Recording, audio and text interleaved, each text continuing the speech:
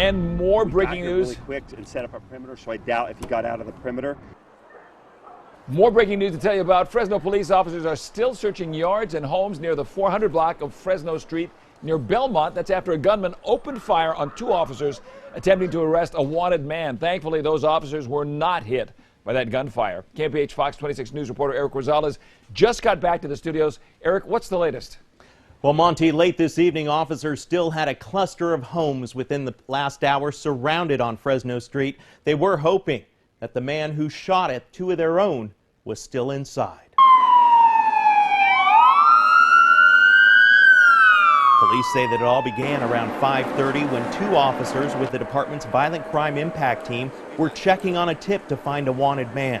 But before officers could even get out of their patrol car, officers say that an unknown Asian male came out of a backyard with a gun in his hand and began to open fire.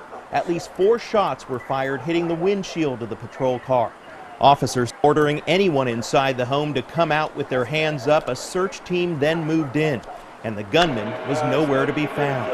Officers say that one person was taken into custody, but he was not the gunman, and several others were also detained.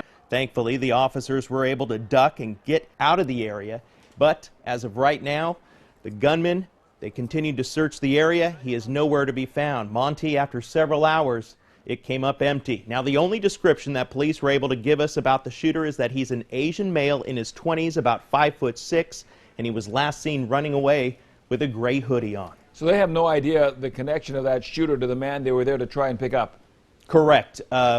The man that they were trying to pick up, they got a tip that he might have been in the backyard when all of a sudden they started getting out of their patrol car. They weren't even able to get out, and then all of a sudden another guy comes out of the house with a gun and just starts firing at them.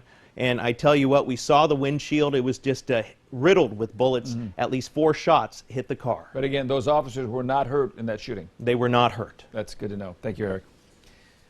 In other news, water rally organizers were hoping to put 400 Valley people on the steps of the state capitol Thursday morning.